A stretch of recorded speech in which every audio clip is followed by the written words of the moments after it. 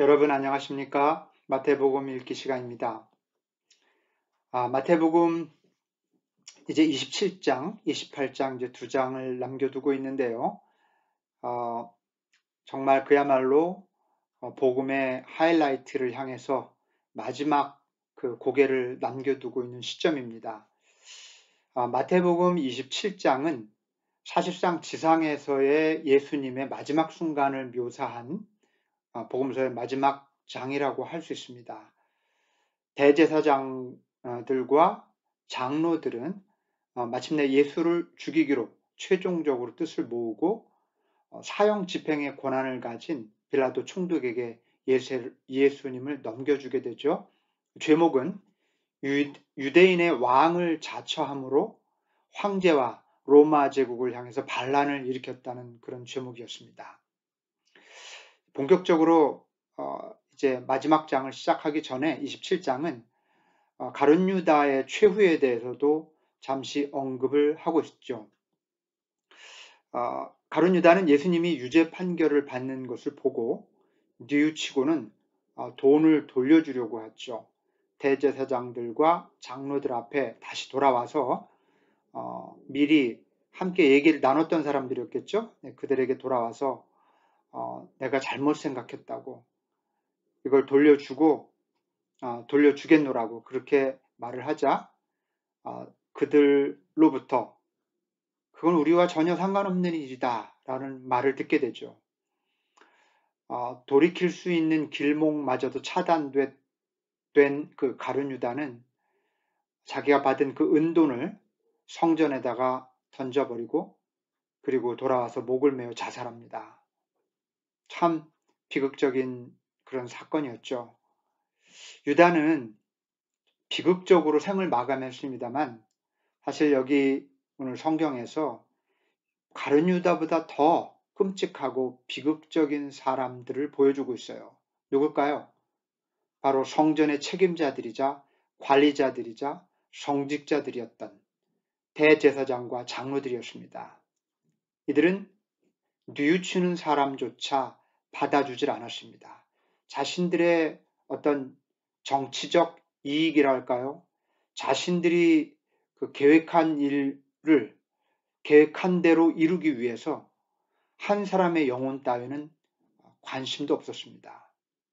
가룟 유다보다도 더 끔찍하고 더 비참한 인간들. 성경은 넌지시 그렇게 이들을 고발하고 있는 것이죠. 마태는 유다보다 더 끔찍한 사람들이 대제사장들과 장로들이며 가룟 유다의 종말보다 더 비극적인 것은 타락한 유대 지도자들과 함께 무너져가는 성전 신앙의 종말임을 고발하고 있는 거예요. 이미 사실상 성전 신앙의 그 끝을 보여주고 있죠. 네, 가룟 유다의 자살 사건은 한 사람의 비극적인 최후뿐만 아니라 대제사장과 장로들의 최후, 사실상 영적인 그 끝을 보여주고 있다고 그렇게 볼 수가 있겠습니다. 자, 이제 대제사장 가야바 앞에서 신문을 받았던 우리 26장에서 살펴봤죠. 이제 가야바에게 신문 받았던 예수가 이제는 총독인 빌라도에게 신문을 받는 장면이 11절부터 소개되고 있습니다. 빌라도는 아주 전형적인 정치인들처럼 옳은 것보다는 정치적 이득에 관심이 많은 사람이었어요. 이 사람은 정치적 야망도 컸지만 이 팔레스타인을 이쪽 지역의 총독으로 와서 크게 실수를 하기도 했습니다. 그 조세푸스라고 하는 유대 역사가의 책에 의하면은 아주 결정적인 정치적인 실수를 하기도 해서 그것을 만회해 보려고 정치적으로 만회해서 로마의 황제와 그 본토에 있는 사람들로부터 다시 한번 정치적으로 좀 회복하기 위해서 너무 무리를 하기도 하죠. 자, 아무튼 그런데 오늘 본문을 보면 그런 빌라도가 아내의 만류도 듣게 되고요. 아내가 꿈을 꿨는데 그 사람을, 예수죠. 예수를 죽이지 않았으면 좋겠다. 불길하다. 그런 말도 듣죠. 그리고 자기 본인도 예수를 신문하다 보니 이 사람이 죄가 없다고 하는 것을 직감적으로 알고 있었어요. 그리고 실제 빌라도는 예수를 풀어주려고 그 계획까지 세우죠. 뭐냐면 유대의 절기 때마다 죄수한 사람을 그냥 석방해주는 그런 이제 제도가 있었다는 것을 알고 아마도 예수를 풀어줄 수 있을 거라고 생각을 했죠. 그래서 이제 빌라도는 예수님과 함께 바라바를 두고 자 누구를 풀어주길 원합니까? 하고 그렇게 사람들에게 선택하게 하죠. 당연히 예수를 풀어주라고 말할 줄 알았어요. 빌라도는. 왜냐하면 바라바는 워낙 유명한 강도였거든요. 그래서 그런 거에 비하면 예수를 죽이는 없을 거라고 생각했죠. 빌라도는 잘 몰라요. 여전히 유대인들의 심성을. 자, 백성들의 광기 어린 함성을 빌라도는 이기지 못합니다. 그러자 잘못하면 저들의 그런 뜻을 거스려서 재판을 진행하면 소요가 일어날지도 모른다는 생각을 했죠. 슬그머니 빌라도는 그래서 발을 뺐습니다. 손을 씻죠. 강도의 우두머리였던 바라바는 풀려나고요. 죄가 없으셨던 예수님은 십자가형을 선고받습니다. 참으로 모순되고 부조리하고 어이가 없는 그런 일이죠. 네, 여러분 이런 일은 여전히 지금도 계속되고 있는 것 같아요. 말도 안 되는 일들이 계속해서 불의하고 부조리한 일들이 이 세상에, 이 땅 위에서는 계속 벌어지고 있지 않습니까? 자, 군인들이 예수를 처형하기 전에 메시아 놀이를 하죠. 그러면서 조롱합니다. 여기 이 본문에 묘사되어 있는 내용들이 바로 군인들이 예수를 조롱하기 위해서 했던 행동들이 전부 메시아 놀이예요. 면류관을 주홍색 옷을 입히고요. 원래 메시아는 이렇게 주황색, 좀 붉은색 옷을 입는다는 그런 어떤 전통적인 인식이 있었거든요. 그래서 붉은색, 주홍색 옷을 입히고 그리고 왕의 표시를 하기 위해서 면류관을 씌웠는데 가시로 만들었죠. 그리고 갈대를 쥐게 했습니다. 왕을 상징하는 그런 어떤 포즈랄까요? 그런 거죠. 그런데 그렇게 하면서 막 조롱하죠. 그리고 갈대를 다시 빼서 머리를 치고 침을 뱉고 네. 그다음에 그 앞에 엎드려서 메시아 만세 뭐 이렇게 조롱하는 거죠. 그러면서 병사들 놀렸습니다. 그런데 본문은 한 가지 굉장히 묵직한 메시지를 던집니다. 모든 사람이 이 일의 공범이라고 하는 것. 모든 사람이 이렇게 예수님을 조롱하고 사형하도록 내어주는 일에 죄책이 있다고 하는 것이죠. 생각해 보십시오. 벌써부터 이미 흩어진 제자들, 그리고 예수님이 가장 사랑하는 제자 베드로의 배신, 가룟 유다의 배신 말할 것도 없고요. 대제사장과 장로들 어떻습니까? 빌라도 총독의 병사들, 예수를 내놓는 차라리 강도 중에 강도 바라바를 놓아주십시오라고 외치는 수많은 군중들. 여기 지금 성경에 등장하는 사람들 중에 한 사람도 예외 없이 예수를 버리고 배신하고 버리는 일에 공범들이었습니다. 단 한 사람의 예외도 없이. 바로 이것은 넌지시 우리 모두가 이 일의 공범이라고 하는 메시지를 던지고 있는 거죠. 여러분, 예수님 때문에 풀려난 바라바, 이 사람에 대해서도 좀 생각해 볼 필요가 있어요. 이 바라바 누굽니까? 저는 이 바라바는 우리라고 생각해요. 바라바는 아무 공로도 없이 자유를 얻은 사람이에요. 아무 공로도 없이 자유를 얻고 구원받은 자가 누구입니까? 우리들이잖아요. 바라바는 누구냐면 예수님이 죽어야만 살아날 수 있는 사람이에요. 그렇다면 바라바가 누구예요? 우리 아니에요? 우리가 바라바예요. 그분 때문에 풀려난, 그분 때문에 자유케 된, 그분 때문에 구원을 얻게 된 바라바. 이 바라바는 우리들의 상징이라고도 할 수 있을 것 같습니다. 자, 그 다음에 십자가에 못 박히시는 장면으로 가보죠. 보통 이제 십자가형에 처해지게 되면 그 죄수가 자기가 매달리게 될 십자가를 지고 처형 장소까지 끌고 가게 되어 있었습니다. 그런데 예수님의 경우는 다른 사람, 구레네 사람 시몬이라고 하는 사람이 십자가를 지게, 시몬이라는 구레네 사람이 십자가를 지게 하죠. 여기 설명은 없지만 예수님이 이미 기력이 없으셨던 것 같아요. 지금 신문을 받는 과정에서 아마도 식사를 거의 하지 않으셨을 것이고요. 체력은 바닥이 났을 것입니다. 십자가를 아마 이렇게 제대로 옮길 만한 체력이 남아있지 않았던 것 같아요. 그래서 구레네 시몬이라는 사람에게 십자가를 대신 들려주고 지고 가게 합니다. 그리고 예수님과 함께 강도 두 사람이 예수님과 함께 못에 못 박히죠, 십자가에. 그리고 대제사장과 장로를 비롯해서 많은 사람들이 예수를 조롱합니다. 여기서 우리가 주목할 것은 예수님이 십자가에 못 박히는 장면이 스치듯이 지나가요. 그냥 너무 무심하게 툭 얘기합니다. 그죠? 35절에 보면 그들은 예수를 십자가에 못 박고 나서 제비를 뽑아서 그의 옷을 나누어 가졌다. 이게 끝입니다. 영화나 어떤 특별한 다큐멘터리를 만들 때는 이 부분을 굉장히 뭔가 좀 힘을 줘서 강조해서 표현하지만 성경은 사실 아주 너무 담담하게 그렇게 표현하고 있어요.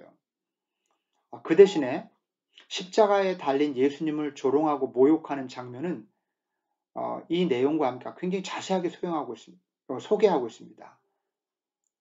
왜 그럴까요? 뭔가 중요한 의도가 있는 거예요. 뭔가 말하려고 하는 바가 있다는 뜻이겠죠? 여러분 지금 이 장면은 공생애의 마지막 순간이에요. 여기서 잠시 공생애의 첫 장면을 좀 떠올려 보셨으면 좋겠어요. 예수님은 공생애를 죄송합니다. 여기 뭔가 네, 됐습니다. 지금 이 장면은 공생의 마지막 장면인데 공생애의 첫 장면을 좀 떠올려 보시기 바라요. 예수님은 공생애를 시작하면서 광야에서 사탄의 유혹을 받지 않습니까? 그때 사탄은 이렇게 말해요. 내가 하나님의 아들이거든 이라는 말을 사용하죠. 하나님의 아들이면 돌을 빵으로 만들어라 그러죠. 이 말은 왜 하는 거죠? 이 유혹은 왜 합니까? 40일을 굶은 예수님을 유혹하는 거예요. 그래서 네 생명을 지금 살려봐라 이거예요. 빵을 먹어서. 그리고 높은 곳에서 뛰어내려서 하나님이 정말 너를 구원하는지 보여달라고 그 사탄이 유혹하지 않습니까? 자, 오늘 여기 장면을 보십시오. 마지막 예수님은 공생애를 마무리하면서 십자가에서 지금 많은 사람들도 똑같은 소리를 듣고 있어요. 뭐라고 그럽니까? 내가 40절 보면 성전을 허물고 사흘 만에 짓겠다는 사람아 내가 하나님의 아들이거든. 한번 너를 구원해봐라. 십자가에서 내려봐라. 그렇게 얘기해요. 놀랍지 않습니까, 여러분?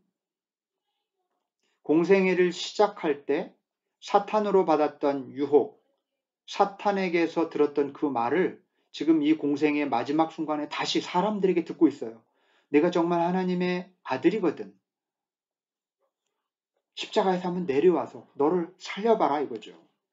하나님이 정말 너를 구원하는지 보여달라고 그렇게 조롱하고 유혹해요. 이것은 또 다른 종류의 유혹이라고 볼 수 있어요. 하지만 광야에서 예수님이 사탄에게 넘어가지 않으셨듯이 십자가에서도 저들의 조롱, 저들의 유혹에 무너지지 않으십니다. 이렇게 예수님의 공생애는 광야에서 받은 시험과 십자가에서 받으신 조롱 사이에 놓여 있어요. 참 아이러니하다고 할까요? 기가 막히다고 할까요? 예수님은 하나님의 아들이라고 하는 특권을 사탄이 유혹하는 방식대로 사용하지 않으셨고요. 사람들의 조롱을 무력화시키고 한 방에 날려버리는 방식으로 사용하지 않으셨어요. 그 점을 좀 주의 깊게 좀 볼 필요가 있습니다. 예수님이 가지신 특권, 하나님의 아들의 특권, 그거를 사람들이 기대하는 방식으로 사용하지 않아요. 사탄이 유혹하는 대로 사용하지 않으셔요.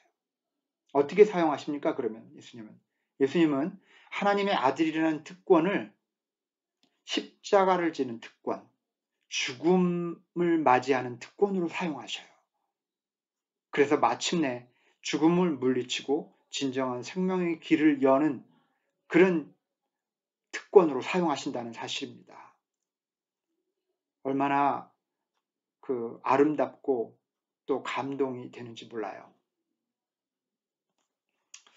자, 그 다음 장면을 봅시다. 이제 숨을 거두시는 장면이에요. 예수님은 오전 9시 무렵에 십자가에 이제 달리셨고요. 그리고 3시간이 지나서 12시 무렵쯤 되었을 때 어둠이 온 땅을 덮습니다. 오후 3시 무렵에 계속해서 숨을 거두시게 되죠. 굉장히 이례적인 일이에요. 왜냐하면 십자가에 사람이 달리면 보통 이제 숨을 거둘 때까지 3일에서 길면 일주일 정도, 오래 사는 사람은 일주일 정도 걸린다고 해요. 피가 계속해서 몸에서 빠져나가면서 죽는 시간이 3일에서 일주일 정도 걸리는 거죠. 그래서 예수님은 십자가에 못 박히시니 6시간 만에 너무나 짧은 순간 십자가에 계시다가 운명하셨어요. 우리가 이 예수님의 마지막 순간을 묘사한 부분에서 좀 명심해야 될 부분이 있습니다. 뭐냐 하면 이 마지막 부분, 숨을 거두시는 이 장면은 결코 끝장난 예수님을 보여주려는 것이 아니라는 사실이에요. 이 장면은 좌절이나 절망을 드러내지 않습니다. 한번 좀 새로운 마음으로 읽어보세요. 굉장히 어두운 이야기죠. 조롱당하고 십자가에 못 박히고 숨을 거두는 게 뭐 기쁜 일이겠습니까? 즐거운 장면은 물론 아니죠. 그러나 자세히 보면 좌절이나 절망을 소개하려고 하는 게 아니에요. 자, 어떤 점에서 그런지 좀 보죠. 예수님이 마지막으로 십자가에 달려서 외치신 말씀이 있죠. 엘리 엘리 라마 사박다니. 우리가 아는 것처럼 시편에 있는 귀절입니다. 예수님이 이 귀절의 의미는 아시는 것처럼 나의 하나님 왜 나를 버리십니까? 라는 뜻이에요. 그리고 시편 22편 1절 첫 귀절의 말씀이고요. 이 내용만 보면 예수님께서 하나님으로부터 버림받은 심정으로 세상을 떠난 것처럼 보여요. 마지막 말씀이 마치 하나님께 버림받은 그 좌절감을 이렇게 토로한 것처럼 그렇게 들리죠.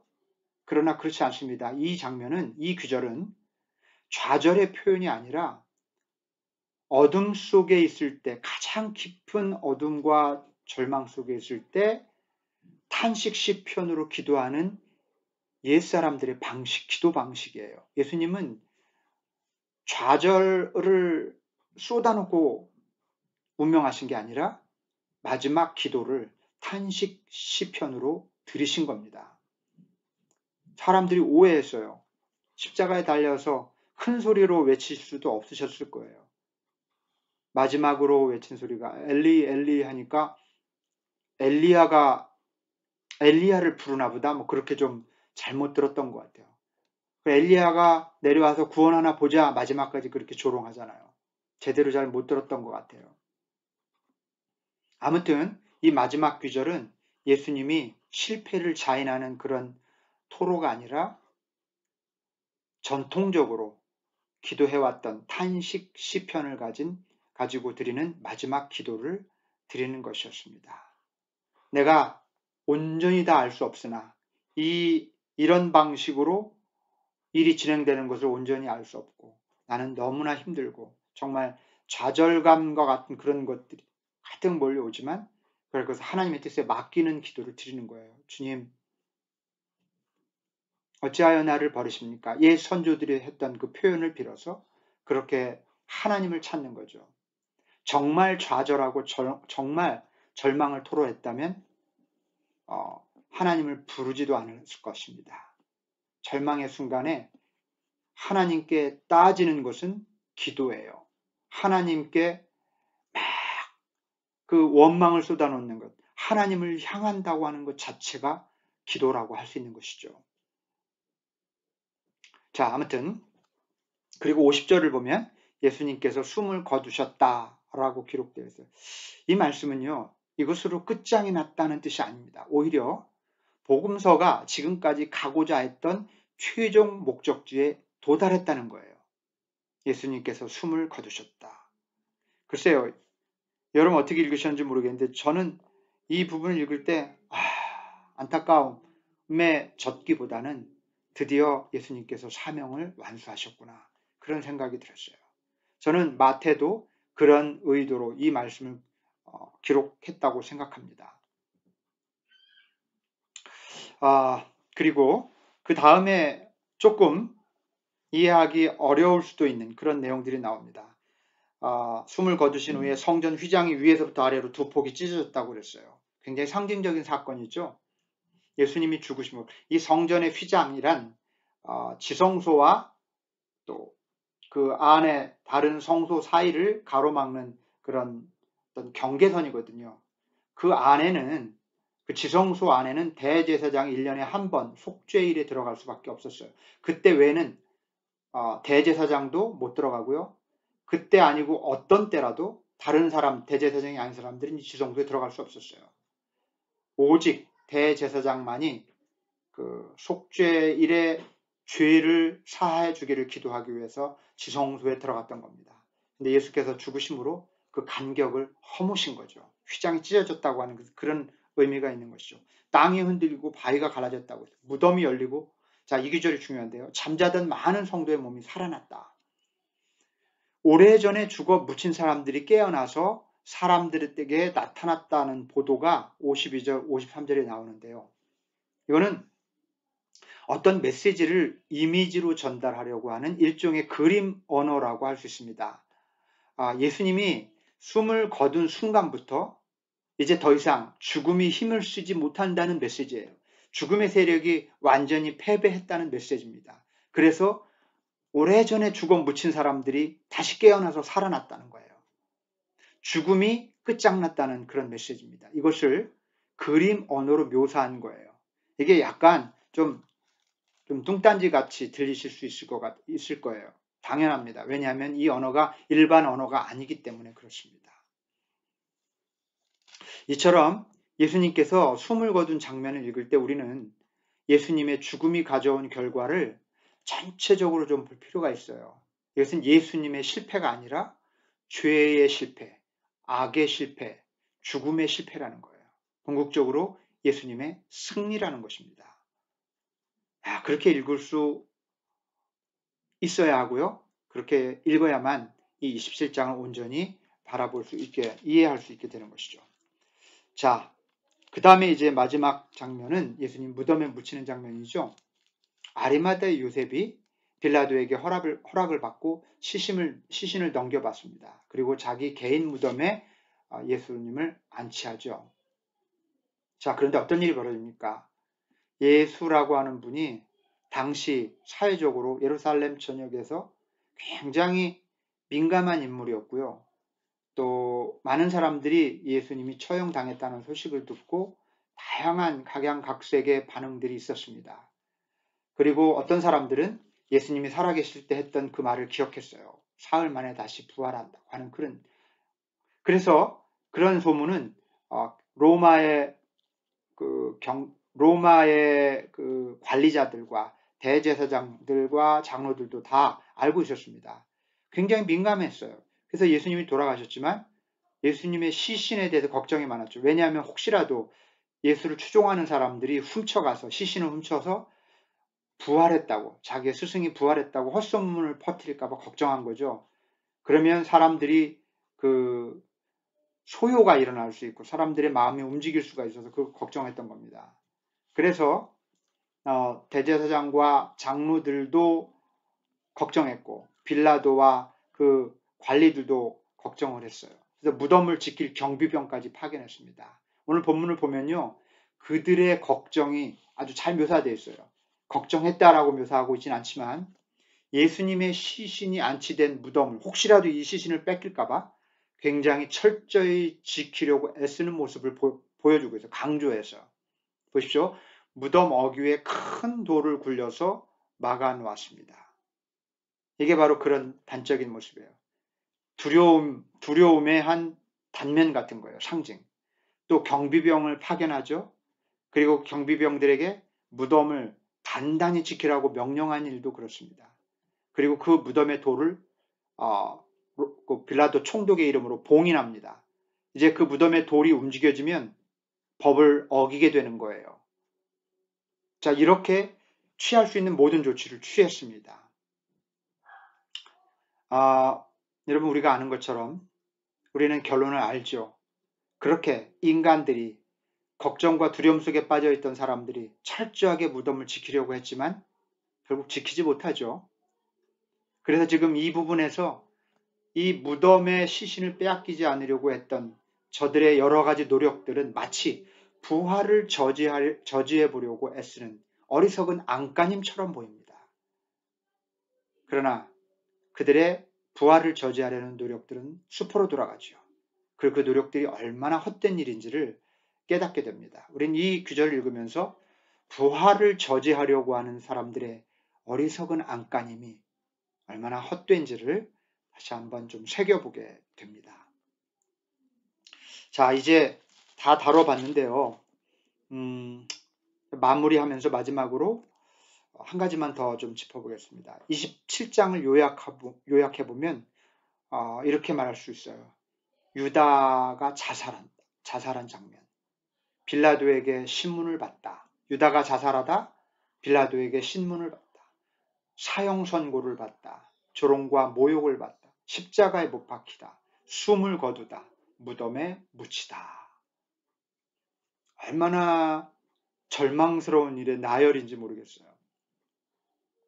이 세상에서 가장 사람들이 언급하고 싶어 하지 않는, 듣고 싶어 하지 않는 그런 말들이 가득 소개되고 있는 게 27장이에요.